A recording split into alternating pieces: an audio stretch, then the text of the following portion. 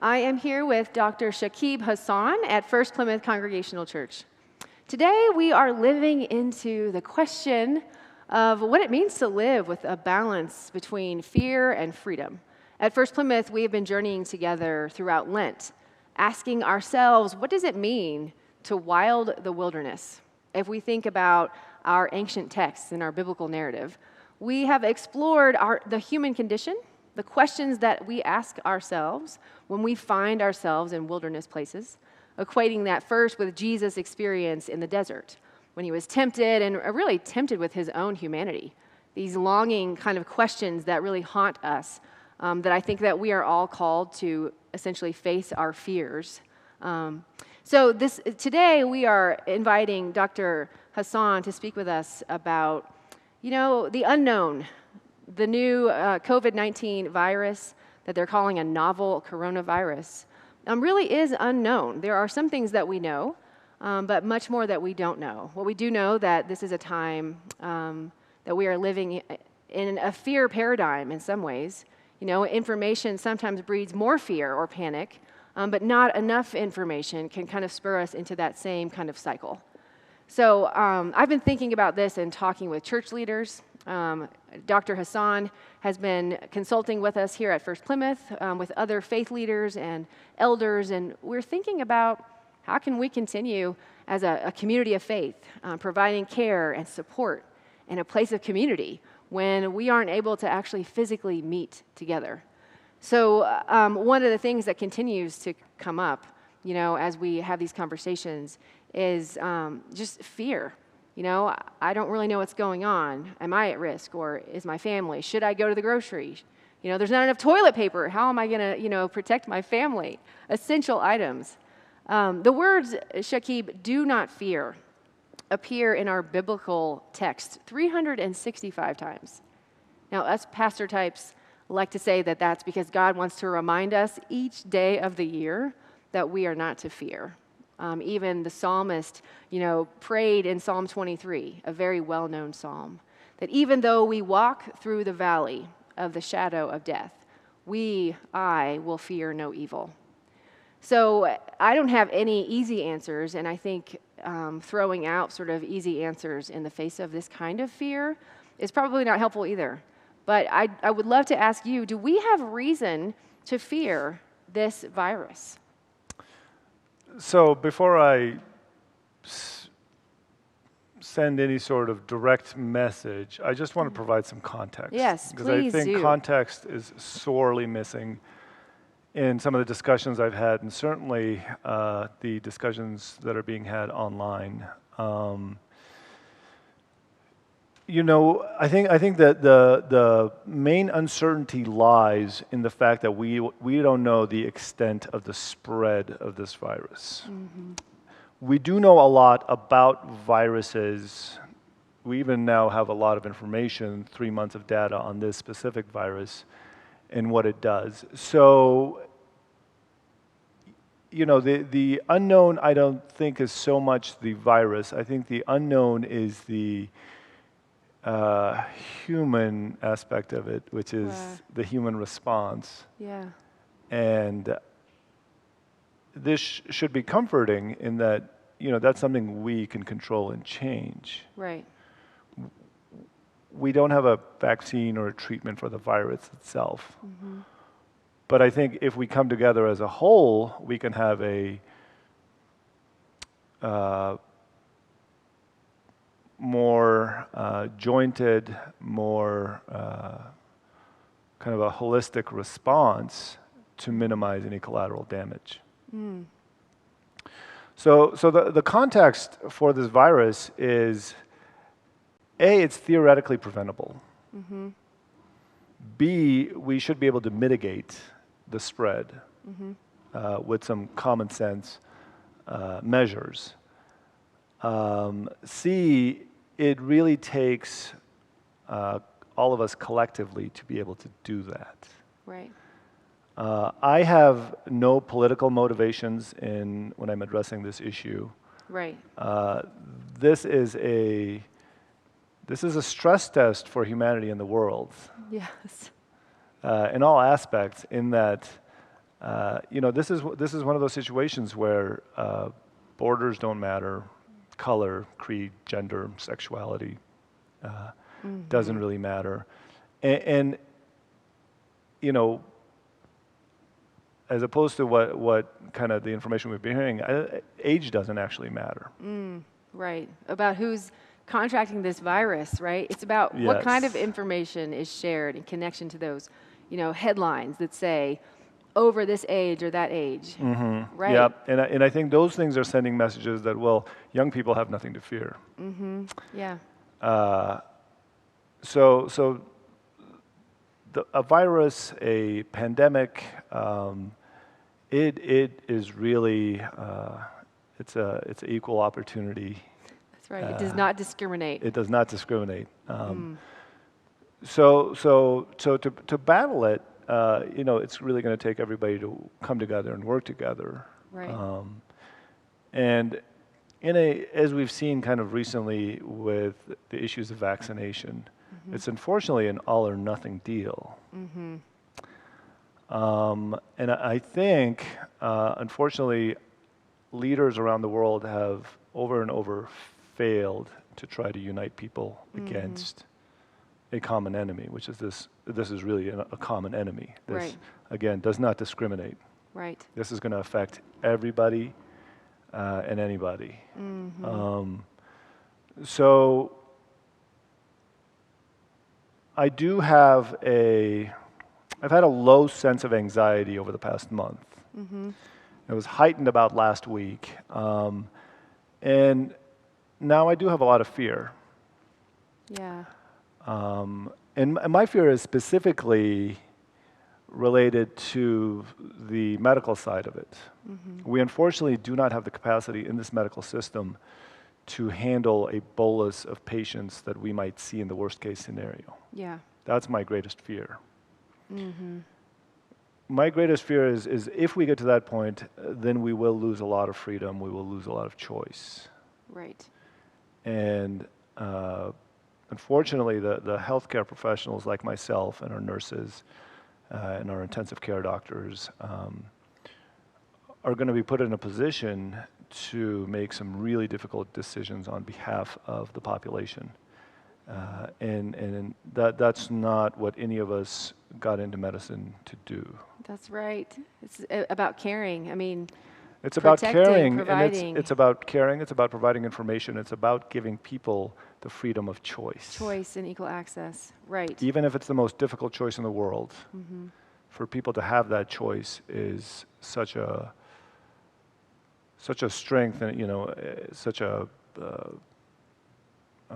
comforting thing to have in hard times. Yeah, I mean, I think we're sort of, I don't know, I feel like this maybe as a person who is younger with young children. So as a parent, I sort of see myself as living in this kind of generation of empowerment, right? Sort of for young boys and for girls, right? Equality and equity, but empowering choice and agency. Yes. I mean, you look at our biblical narrative and, this whole conversation around the virgin birth and Mary and human agency in birth, brings us to this larger theological kind of question and issue, which really isn't the point, right? Really, if you think about agency, we are given choice all the time. The question of belief, of faith, of responding.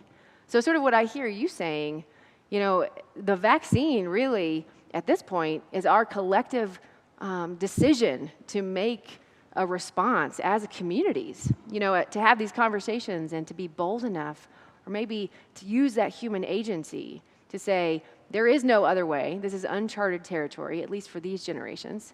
But the choice really isn't about a conversation I have with my own family to decide whether or not we're going to go here or go there. If my school is closed and the rest of the region that I'm living in decides, the economy maybe is more important right now, or, those bottom line things that come from the institutions are dictating, if we follow suit, that's really not, it's like we're behind already. Absolutely. And it takes a kind of a certain different type of faith almost to see the unforeseen, or to see the invisible in this case. Invisible.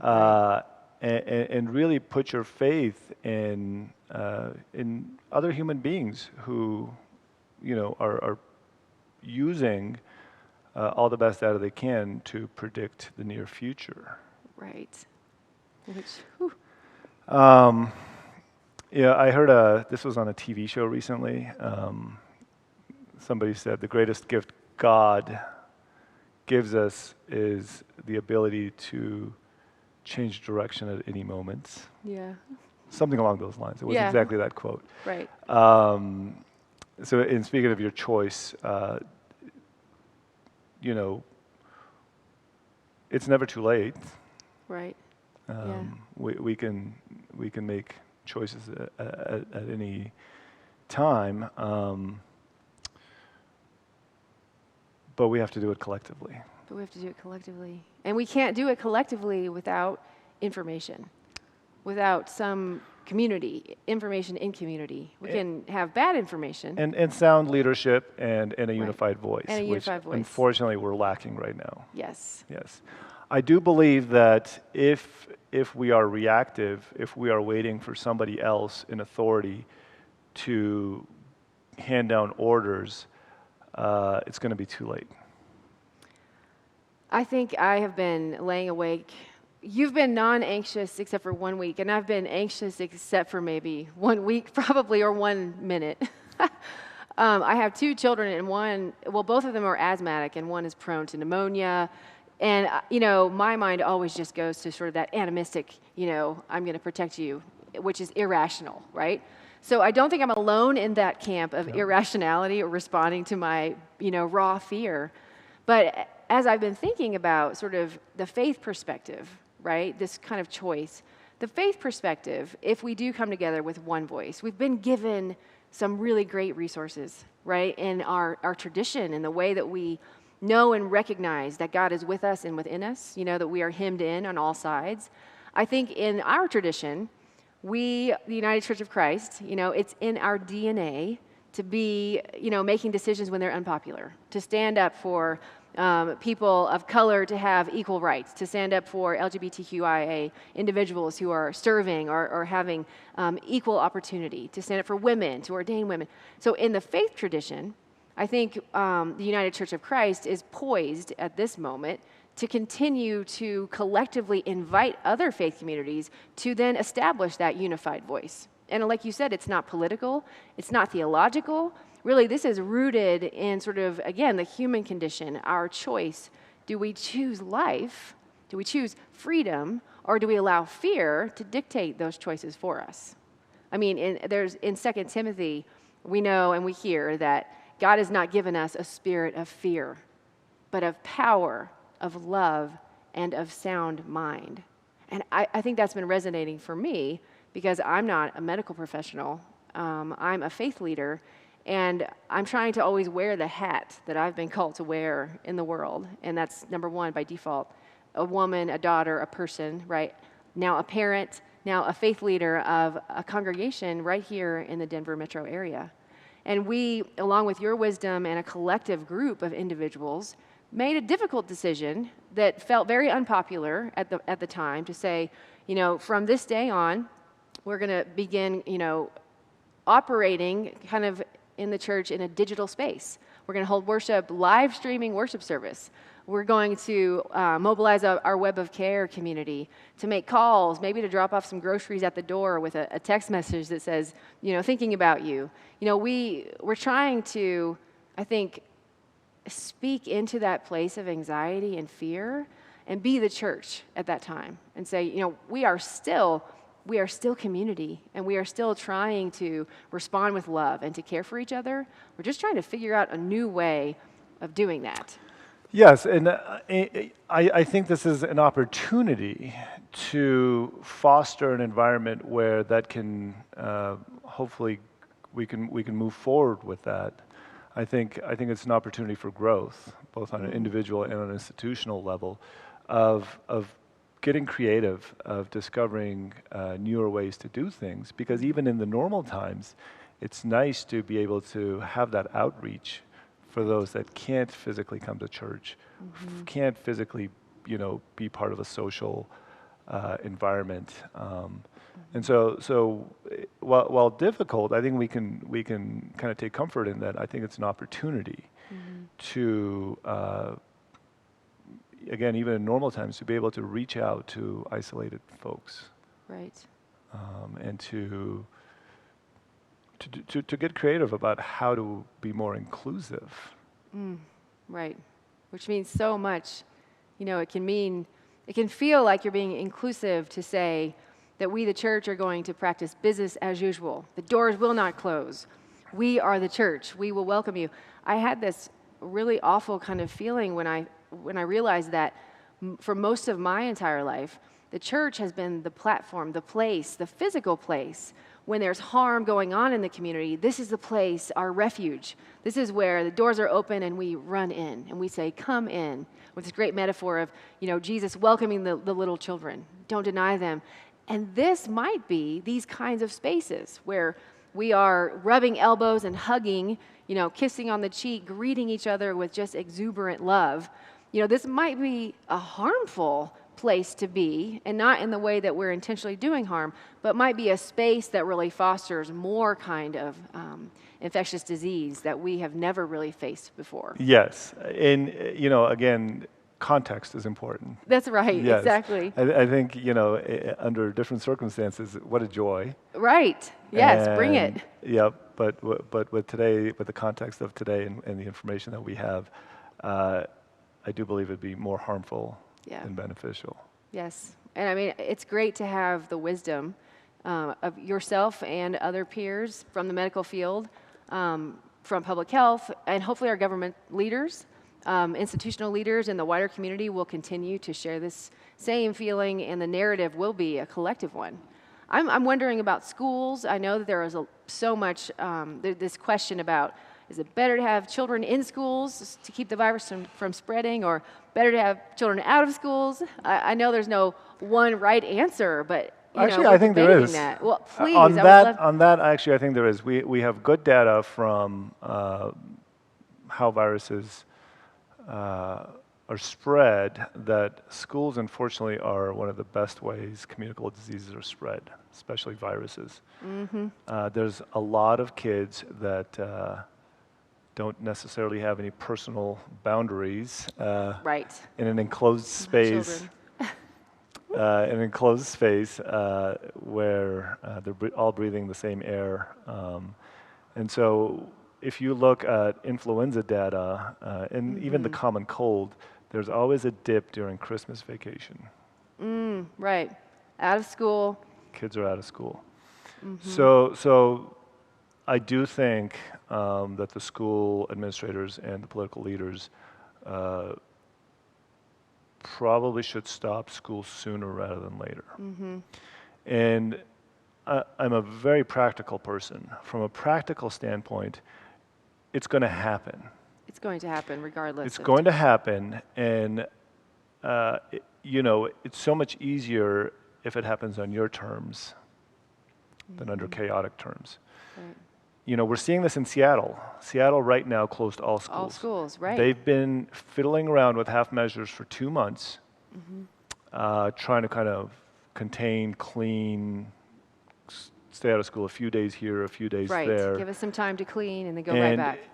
Playing whack-a-mole and catch-up is just impossible.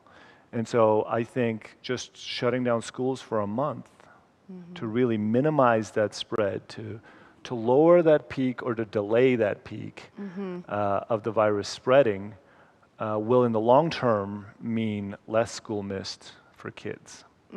Right. And varying degrees of communities being infected, and community spread might be mitigated. Community spread definitely will be mitigated. And then also the confusion and chaos. I think if everybody was just on the same page and said, nobody has school. Yeah. It's actually so much, I think, easier and easier to deal with collectively than the confusion caused by, well, today Maury's closed, and now we have a school in the Highlands closed. Like one but sibling these other goes schools to are school open. and one doesn't. Yes, families exactly. are juggling. Exactly. What are they going to do? Exactly. It's almost like ambiguity and uncertainty in that situation really isn't helpful. It's not helpful. Especially if we're leaning into this sort of collective one voice approach. If we can just kind of decide to get it together, whether we're faith communities or schools or cities or whatever the epicenter is, right? If we had one voice and we decided to really, again, be the vaccine together, we might be more effective at staving off this really intense peak. And we're getting very mixed messages because the vice president himself has recommended faiths of community not hold large gatherings. Right. So that's in line with what we're saying. Locally, regionally, and nationally, they're canceling basketball games and sporting events, and they're recommending 6 feet of distance between people, but nobody's canceling schools. Right. 60 people or less, you can meet. But if it's 60 or more, and most of our schools are 60 or more, unless it's preschool or childcare. Yeah, Cherry Creek schools. Creek has like 4,000 students. Oh, right. My children, the elementary schools, the Petri dishes are still that's a good example of mixed messaging and not everybody kind of being on the same page. If you go by the recommendations of no large gatherings, larger than whatever, pick a number. Yeah. But most schools are going to be over that number. Right. And not only that, but they're also the biggest source of spread. Right. These things make me fearful. Yes. Again, fear. And I've been approached by my son's preschool about what to do. And my advice right now is it's not black and white, because it unfortunately, again, I don't think helps in the bigger picture to have one school here, one school there get canceled. Yeah. But most of the schools are still in session. I don't think that really helps. Yeah. I mean, I think we were thinking of that same question when we were talking about our own, First Plymouth. We are a building that services thousands of people, organizations, nonprofits use this building every week. And one of the devastating parts that we're seeing of this kind of uncontrolled but, kind of known entity of the coronavirus and what it's doing is the economic impact, right? That devastating sort of economic impact. It's like climate change and the climate crisis. Those who are underserved and underprivileged, right, are marginalized. The poorest people also in our communities are hit the hardest. We were even talking about our own staff, our hourly staff. And somebody had asked the question, well, will we still pay hourly staff who really couldn't work? And the question, absolutely, there's no other answer.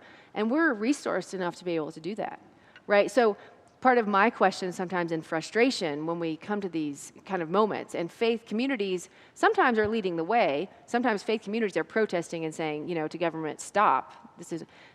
When is our wider voice, the representation of the people, going to sort of stand in line and say, no, the least should be first and the first should be last?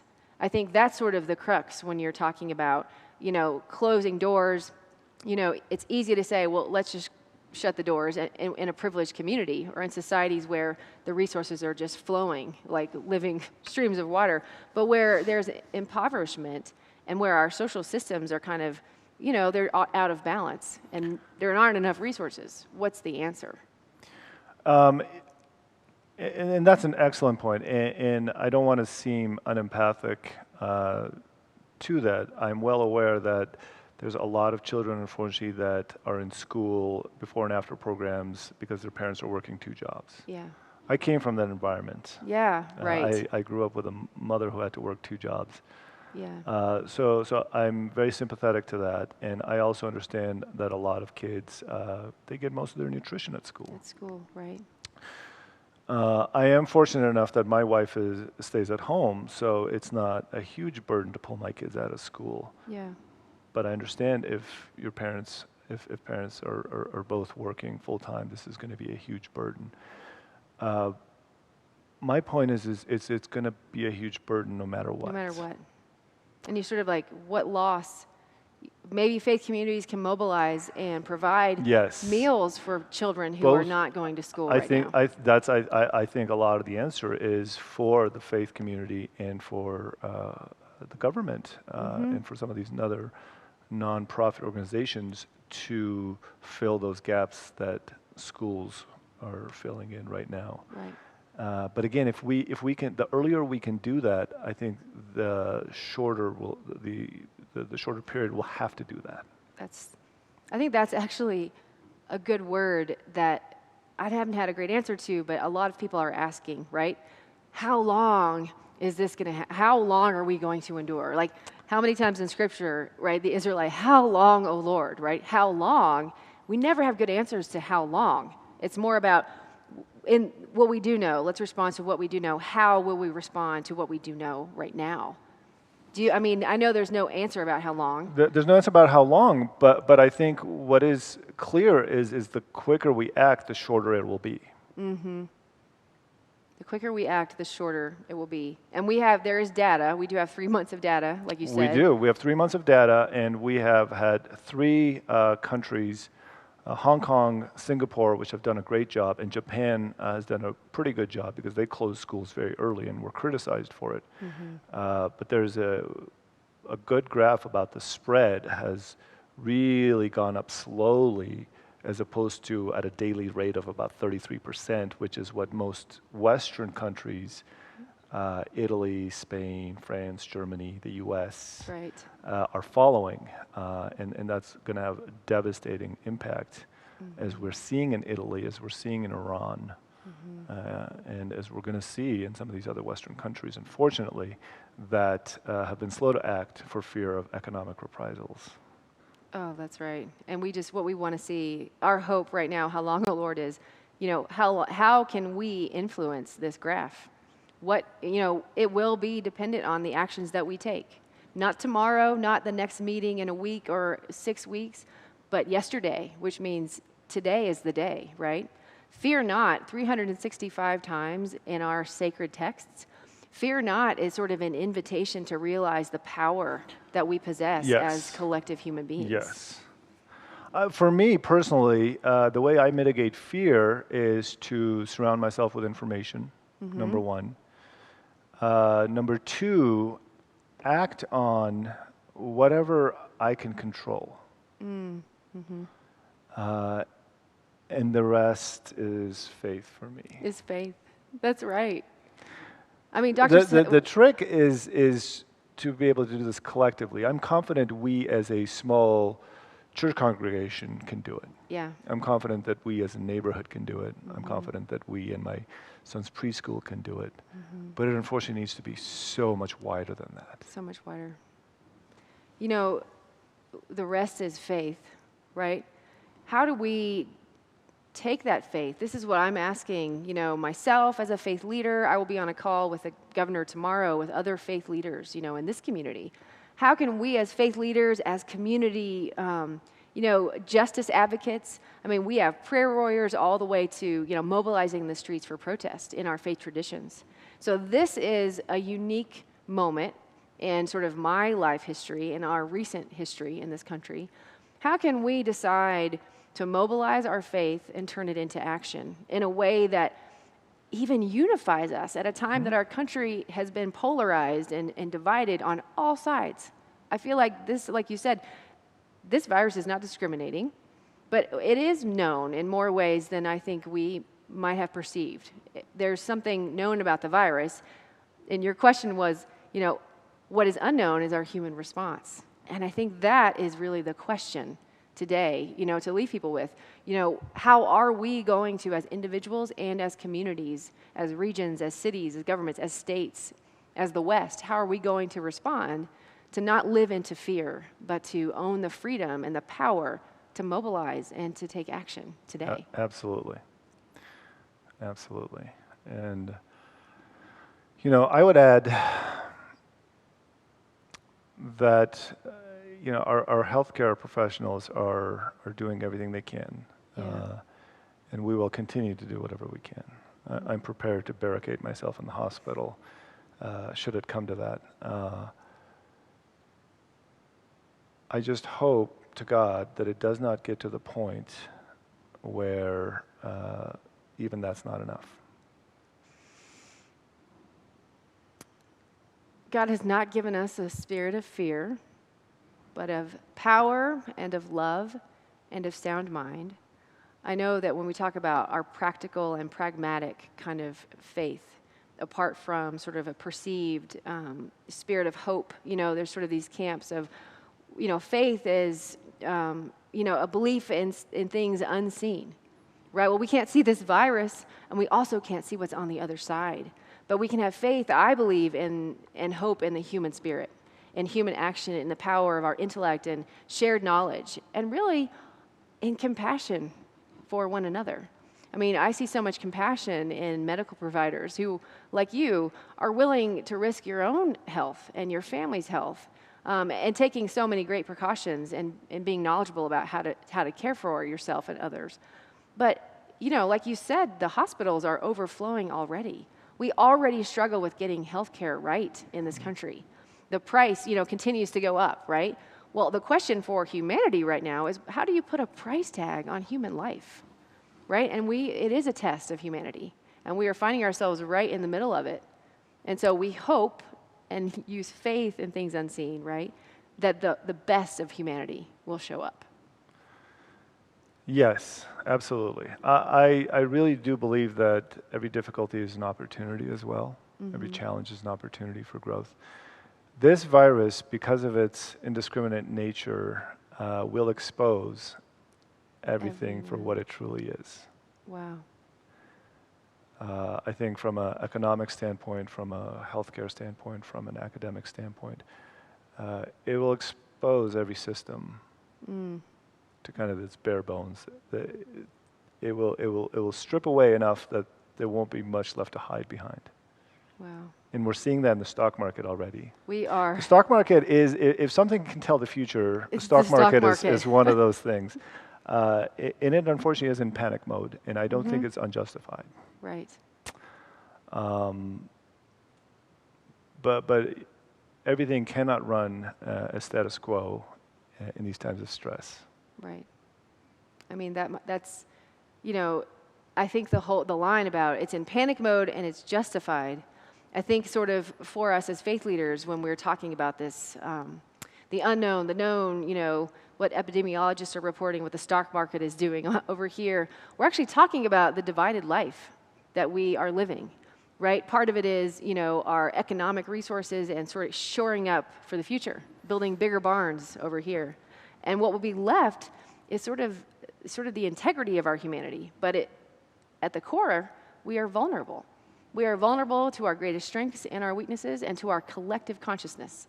And, altruism, self-preservation, it's the oldest kind of question in the book. Where do we fall at the end of the day when we are left alone in the desert, right? And the night sky feels palpable. We can reach out and touch it. The stars are our neighbors. We are exposed for the people that we are. Yes. Right? It's fear, it's freedom, but there's something in there, right? We're connected to each other. We belong to each other. So it's almost like this wilderness, horrific experience that we're seeing on all sides is a test of what we really believe in. Absolutely. I agree 100%. I think, at the risk of isolation in canceling these events, we'll have opportunity for new ways of connection. Right. Again, that can be long-lasting. Yes. I think in some of the stripping down of some of our systems, we'll find the true cracks and vulnerabilities and can hopefully fix it again for the long term. For the long term. Right. I mean, we talk so much about these sustainable practices, really focusing on our climate and the environment. But, at the core of that, again, is sort of what we value, right? I mean, and that's such a bigger question sometimes because in the West, dependency, kind of really narrates how we respond to what we value, right? Are we dependent on this? Do we even know what we're dependent on? I think now what you're saying is we're all dependent on the same thing. Yes. And really that's our physical health and well-being. And so we'll be exposed, systems will be exposed. I mean, church communities, our hope, of course, as a pastor, of a congregation, my hope is that, like you're saying, we will find new ways of connecting with each other that will bring us into the 21st century, right? Not only, maybe the 20th, we'll just go for the 20th century, but we'll continue that kind of care and connection that will, again, allow us to be a church that's not dependent on the institution, but on sharing life and resources and really living into who we are supposed to be in the first place. Yeah, and this is also an opportunity. You really want your neighbor, your friend, to be well, Right. because this is a communicable disease, and if they're not well, then that means it can spread to you. Right. So again, it forces some of these things that otherwise Yeah. would be Otherwise, forgotten. it's okay to knock on the door or wave and say, "Oh, I hope you feel better," Right. and go inside and forget about it 30 Forget minutes about later. it. Yeah. Yeah. Yeah.